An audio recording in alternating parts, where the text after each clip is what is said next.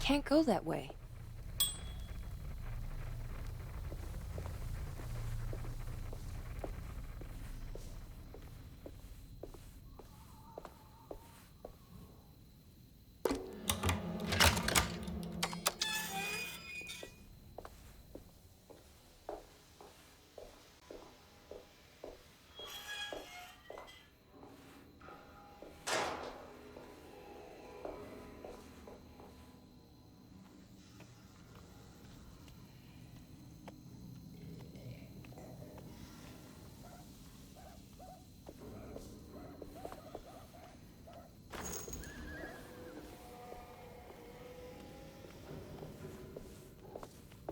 Whoa.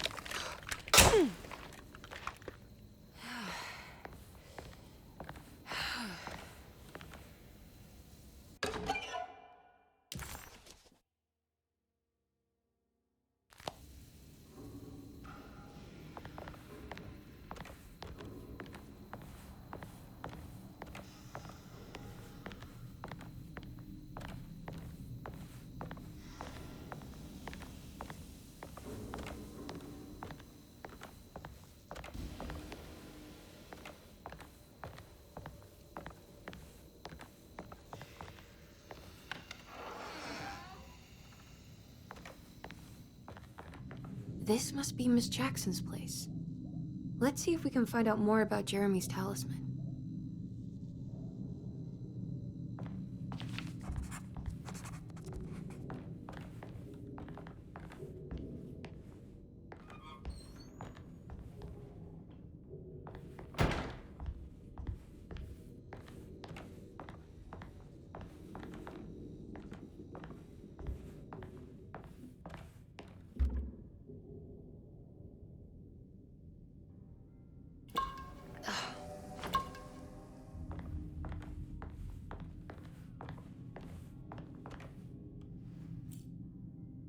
It looks exactly like Jeremy's talisman.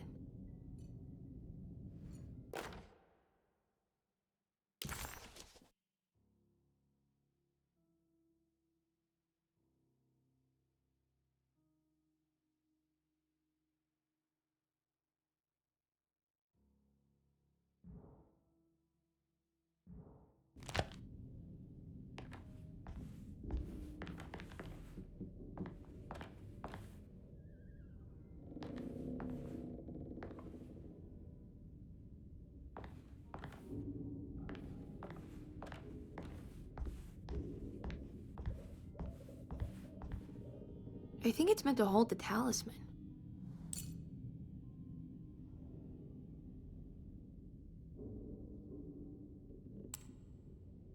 I'm not sure what numbers I should use. Maybe there's something in Jeremy's notes.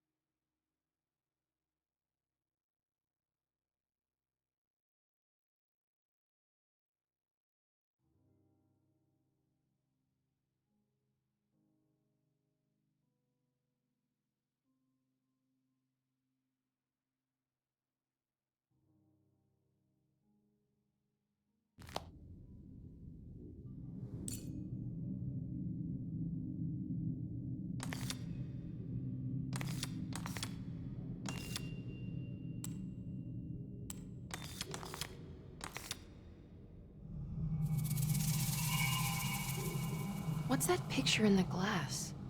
Where is that?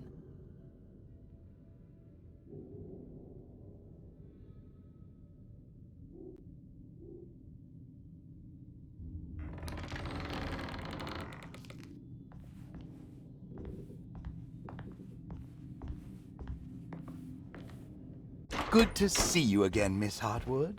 Mrs. Thompson told me you were here. She also alerted me that you brought a detective with you. I'm very curious to hear what this is all about. You don't remember me, do you, Miss Hartwood? We met at your family's house in the Garden District, when your uncle was about to be admitted under my care. No, I remember. Sorry.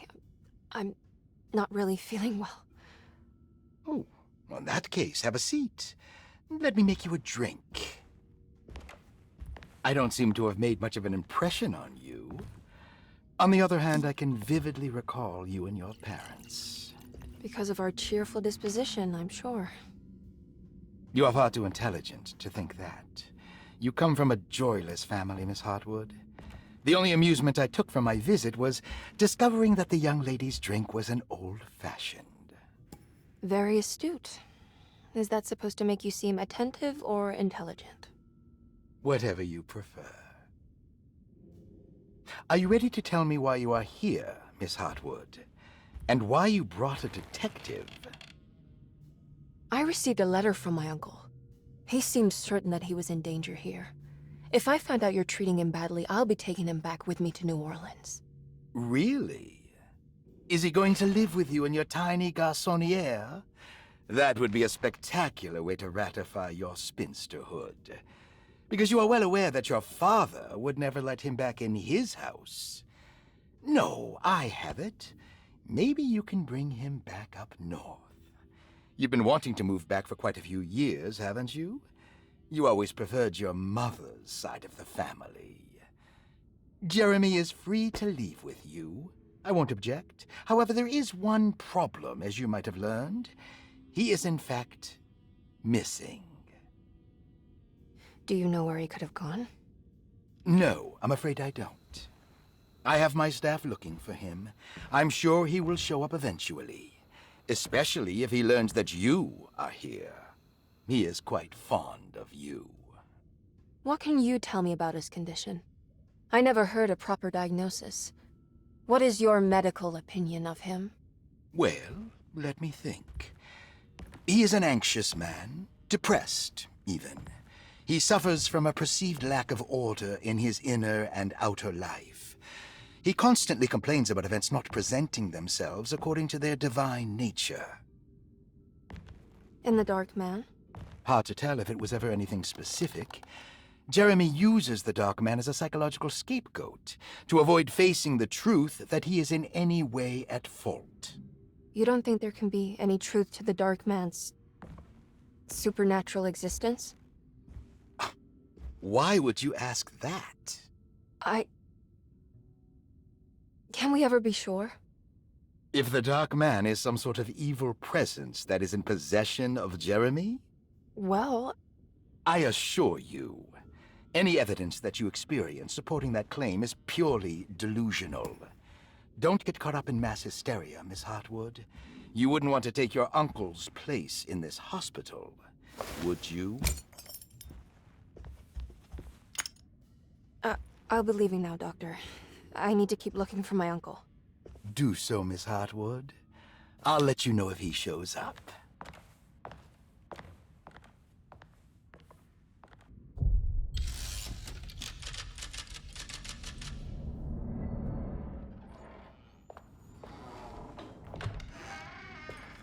Detective Carnby! God, I'm glad to see you. I was afraid you had left. Me? You're the one who just disappeared. It's hard to explain. I think I blacked out. It was like I went somewhere else. It's okay, miss. You're clearly upset. No, I don't know what's happening. This is a very stressful situation for you, I understand.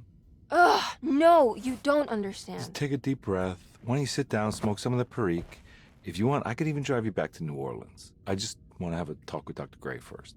I want to stay. I found a talisman just like the one in the painting. I think I might be able to figure out where Tarawea is, where Jeremy wanted to go. That's great. Just stay out of trouble, okay? Let me handle the investigation. I'm not crazy, Detective. Not yet. Okay, catch you later.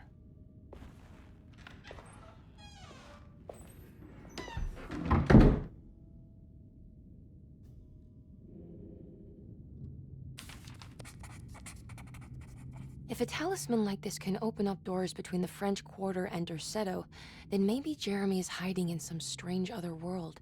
Like Tarawea, the place he mentioned in the book. No matter where he is, it's clear that my search won't be limited to Derceto.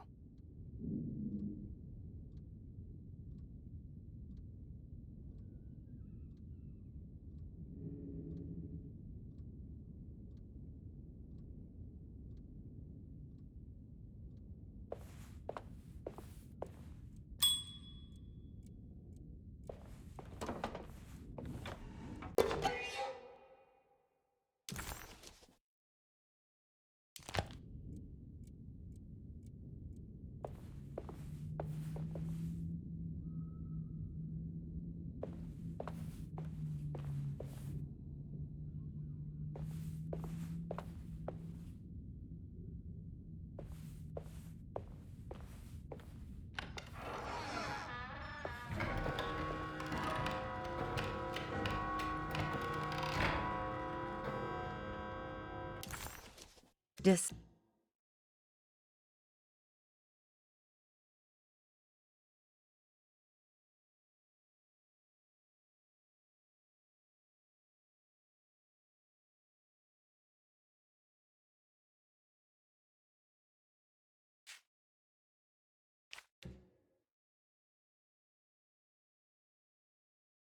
Despite making a fool of herself in front of Dr. Gray and Detective Conby, Emily felt surprisingly invigorated.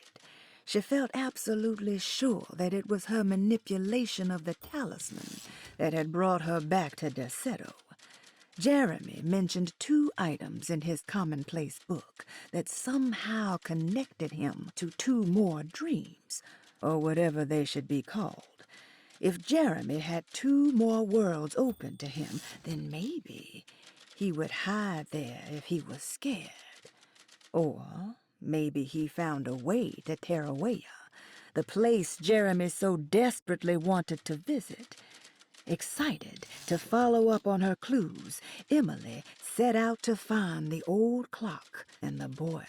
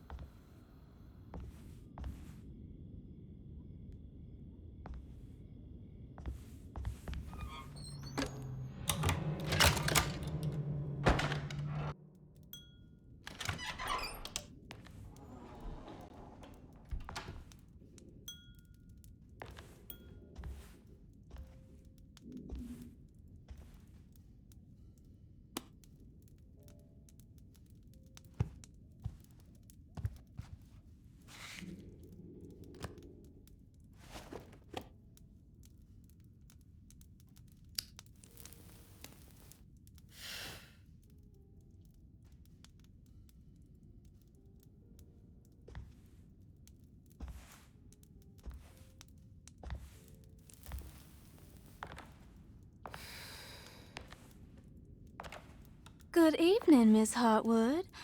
That is your name, isn't it? I would be terribly embarrassed if it wasn't. You're right.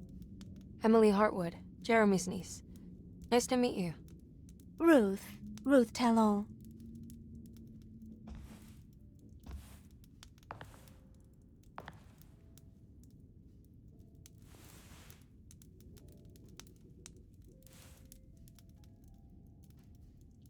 Is that Perique you're smoking? How terribly quaint. Maybe so. But I like it. Would you care to share some? That smell is making me feel very nostalgic.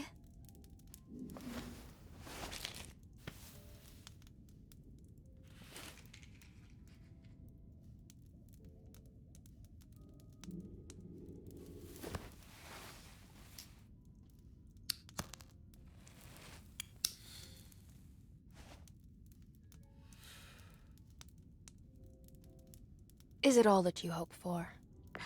I enjoy your light mockery, Miss Hartwood. I can tell we would make great friends. How flattering. Too bad you're locked up in this place. Your insincerity is really refreshing. I wish you were mad as I am. Then you could stay. Give it a few years and I might just be. Lunacy is one of my family's few privileges. Oh, good. I'll be looking forward to it.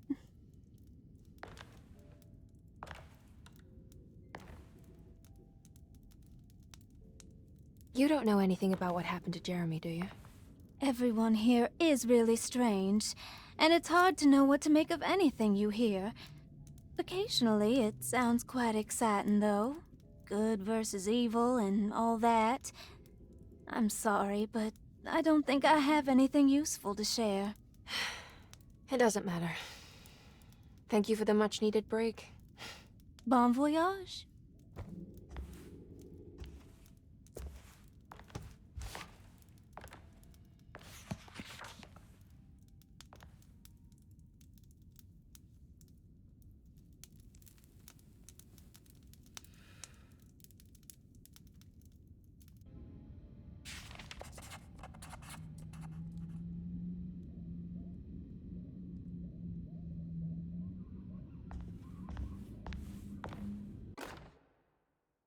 Lost Plantations of Louisiana, Thierry Briclot, 1917. Derceto was a small plantation on the eastern shore of Lake Pontchartrain. The land was considered difficult for industry and was sold for only $30 to Elijah Pickford in 1818. Pickford employed hundreds of workers from nearby New Orleans to clear the woods and build a small plantation mansion facing the lake with a striking Greek Revival temple facade. Derceto kept a modest production of Perique tobacco and indigo that persisted up till the Civil War. During the antebellum era, Derceto was the source of many rumors concerning voodoo and witchcraft. People who traveled the lake reported seeing people dance at night in front of bonfires, bleating and wailing. On June 17, 1862, Captain J.W. Norton of the Union Army recounts leading a raiding party from ships anchored in Lake Pontchartrain in order to seize control of Derceto and free the slaves working there. The captain was surprised to find the workers fighting back with unprecedented zeal. Norton's account describes these men and women as enraged with fanaticism. Pickford reportedly tried to placate the raiders, but was shot in the confusion. Captain Norton left the mansion burning and retreated to his ships with his men. Derceto was left in ruins for several decades. The ownership of the land was long disputed and returned to the Ledoux family in 1901. Several police reports were filed during the following years as the Ledoux tried to get rid of a camp of squatters on their land. The police made several visits to remove the trespassers, but the people kept returning. On November 1st, 1907, Inspector Legrasse of the police charged a deadly attack in order to save several children kidnapped by the squatters. Many were killed, and even more were jailed. The following year, Ledoux rebuilt Derceto, incorporating the surviving stone foundation and adding a magnificent wrought iron conservatory. The farmland had been reclaimed by the surrounding woods, so it was no longer profitable to use as a plantation. Instead, the house was turned into an artist's colony. The Astarte Artist Colony was a successful group of artists, including figures such as painter Heinrich Cassel and poet Nora Keith. The group was also known for their beloved Mardi Gras crew called the Pirates of Pontchartrain. On September 29, 1915, a tropical hurricane tore through Louisiana, causing Lake Pontchartrain to flood New Orleans. Due to the remote location of their settle, it took almost 2 weeks for outsiders to learn that the artists' colony was abandoned. The 12 residing artists had all vanished without a trace. The empty mansion of Derceto still stands on the shore of Lake Pontchartrain, with much of its temple facade intact. The Ledoux family currently has no intention of repairing the house.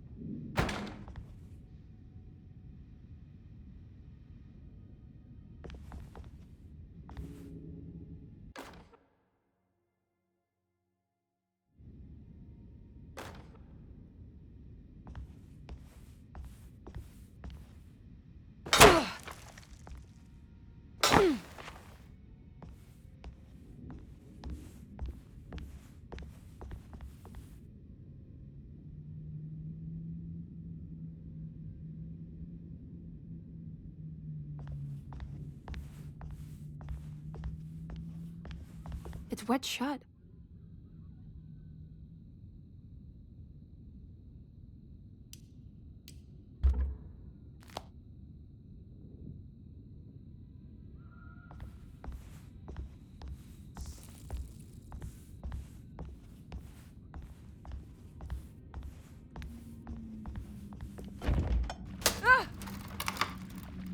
What is going on here?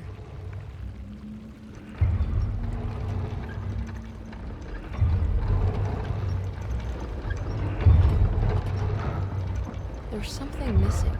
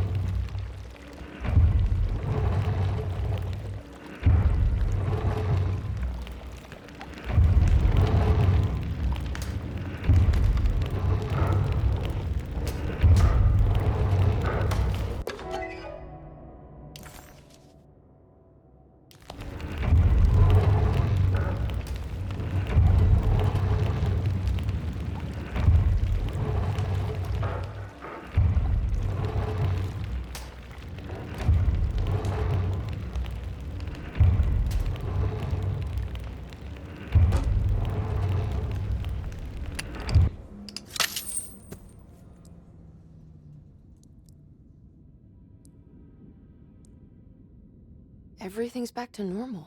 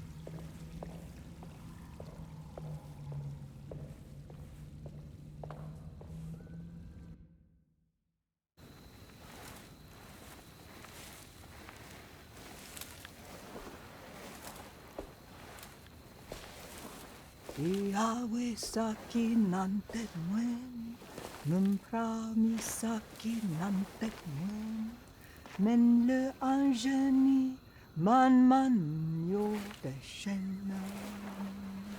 What are you doing sneaking around? You almost scared me to death. I'm sorry. I didn't mean to disturb your ritual. I wouldn't have guessed voodoo was in practice at a place like this. The doctor may be all about science, but I know these roots have power. You know what's going on here? I have a feeling Derceto is cursed. There are several players with stakes in this game. Derceto isn't cursed or blessed. It's a battleground. And it would all be a lot better if you could get your uncle out sooner than later. That's all I'm trying to do. I wish you the best of luck, Miss Hartwood. I really mean that. Now, if you'll excuse me, I need to look after my gumbo.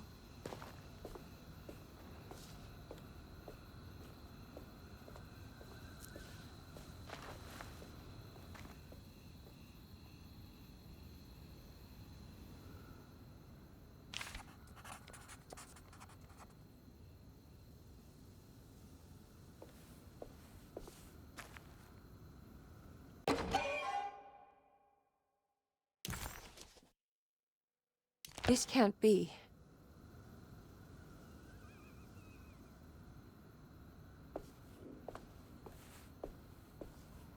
What's that?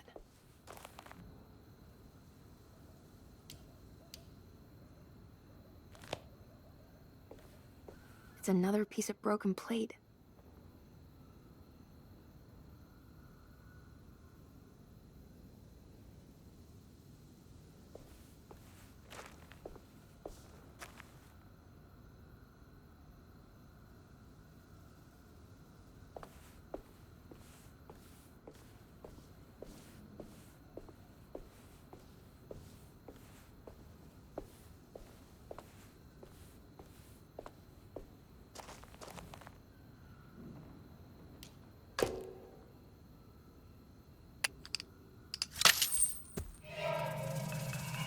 It worked.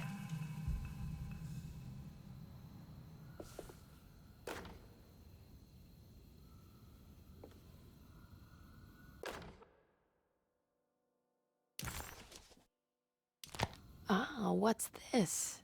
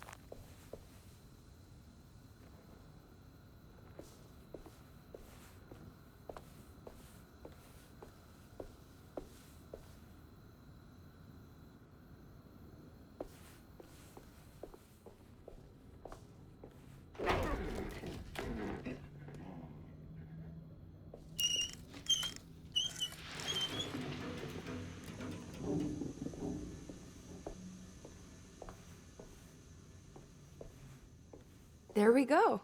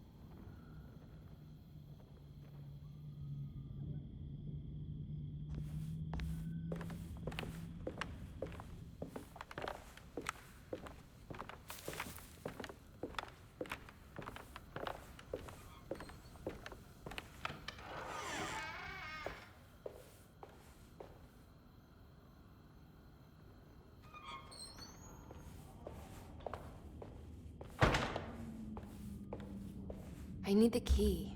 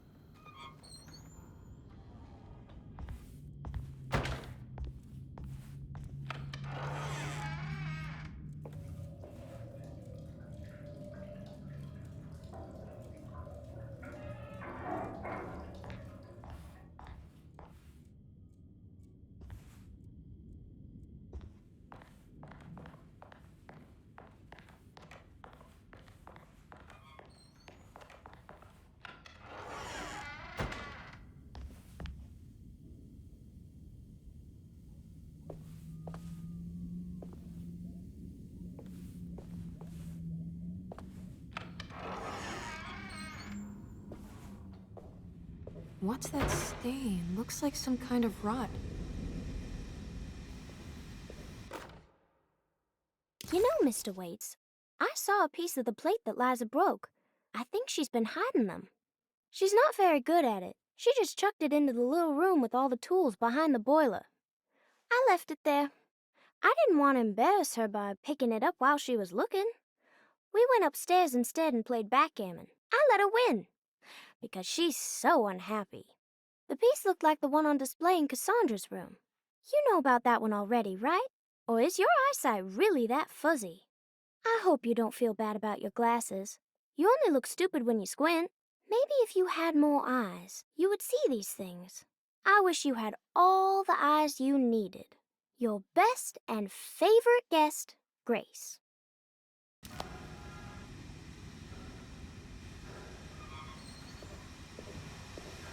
It's another one of those plates for the talisman. It's also broken and missing some pieces.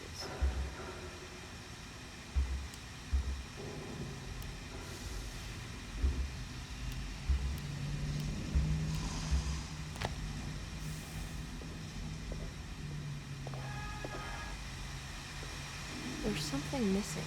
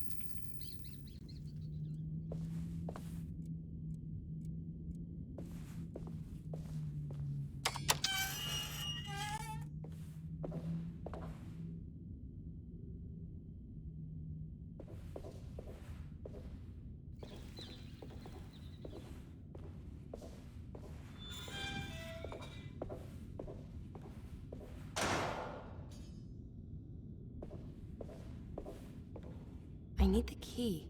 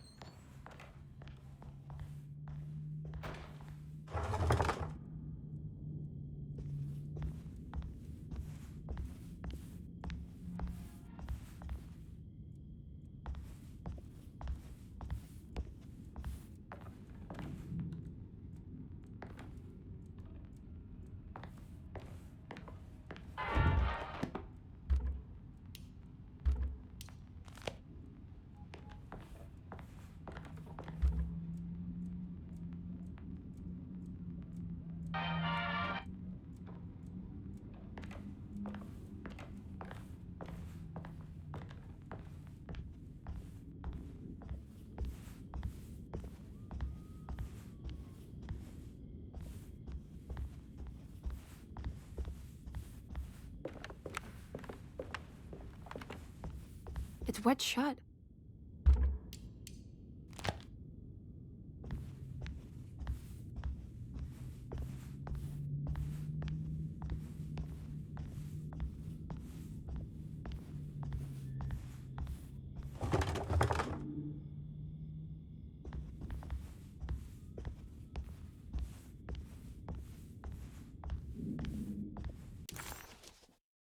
The housekeeper buried something in the flower patch beneath one of Dr. Gray's windows.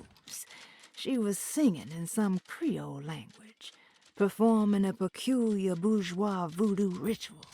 Certainly not an unfamiliar sight in the French Quarter, but voodoo had never felt this bitter to Emily.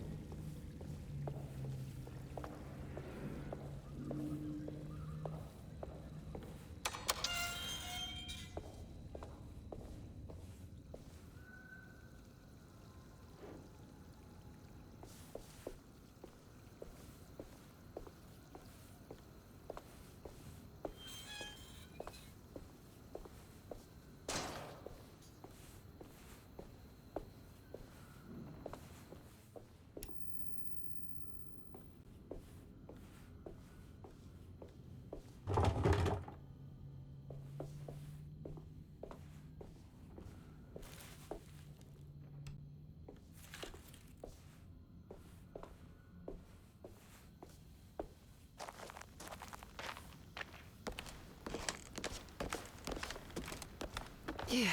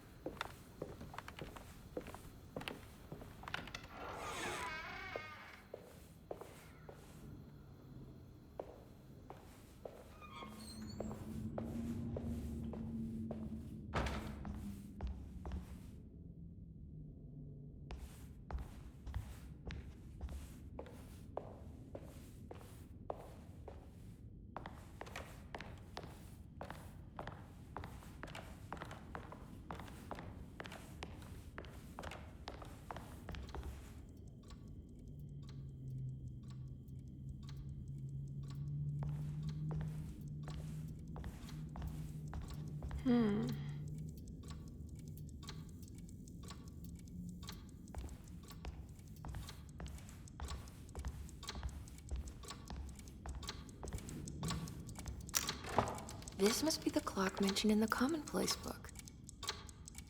This looks like the thing that held the talisman in the French Quarter, but it's broken and missing some pieces.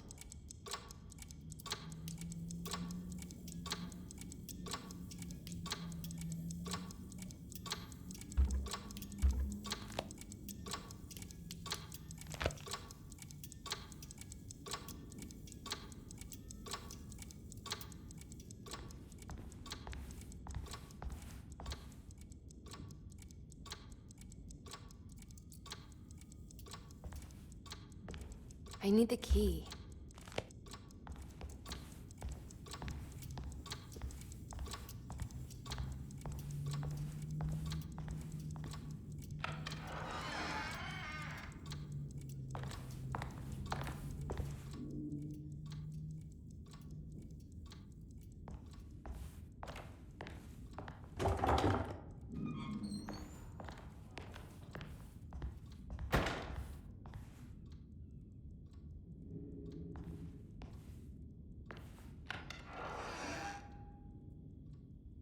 Jeremy's room.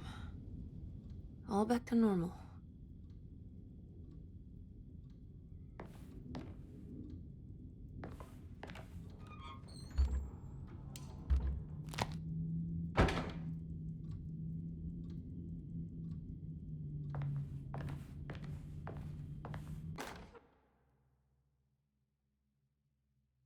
Emily's here.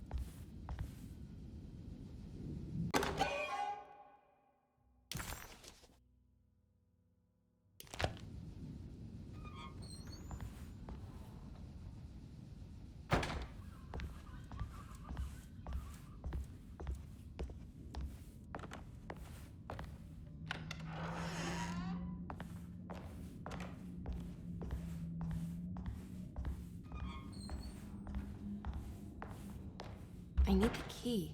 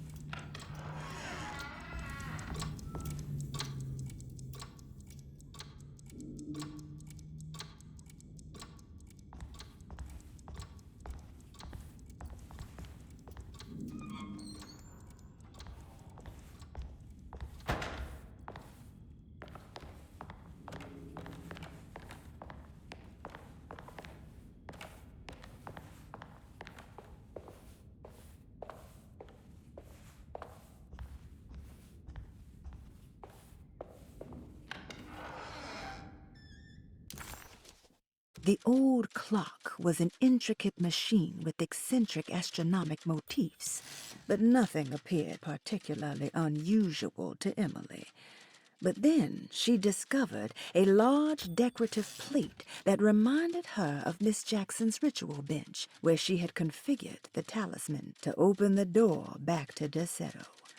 The clock's plate had unfortunately been sabotaged, but if she could piece the plate back together, she figured she would be able to repeat the procedure and maybe open up to another world.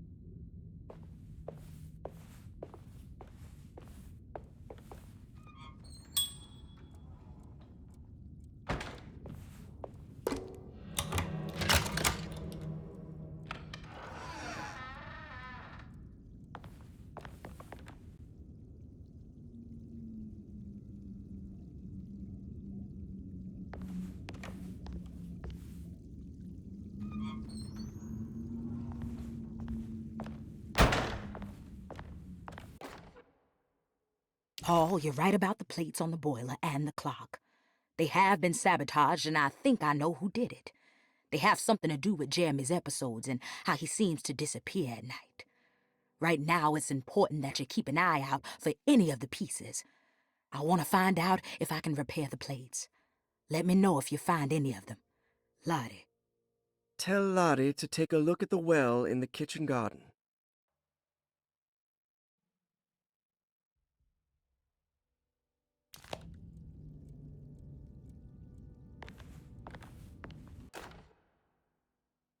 Saw your notice in the boiler room. You should know Mr. Chance won't be coming back. I got no business being in there myself, but you can take a valve from the wine cellar if you want to try to stop the steam pouring out. Be careful.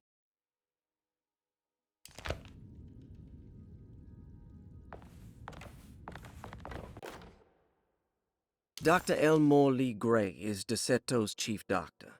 Accounting and all administrative work is handled by me, Paul Waits. Magdalena Thompson, or Mags, is responsible for the household. Jean-Baptiste and Charlotte Tabois are responsible for keeping the guests' medical regimens in check. Finally, Jack Chance is our gardener, who can occasionally be seen in the conservatory, but is for the most part busy outside. There are currently 6 guests at Deseto. Malcolm McCarthy and Ruth Tallant reside on the first floor. Jeremy Hartwood, Elisabetta Perosi, Grace Saunders, and of course Cassandra Beauregard live on the second floor.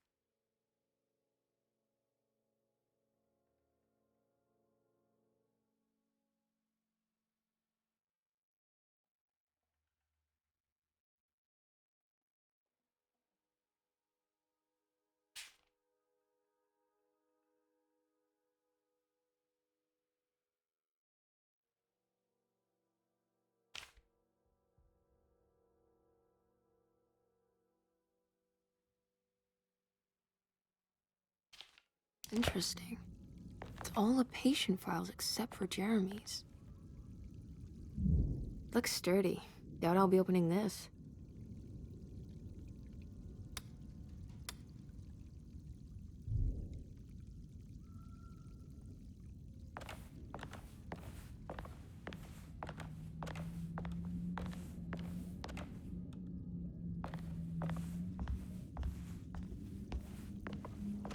I need the key.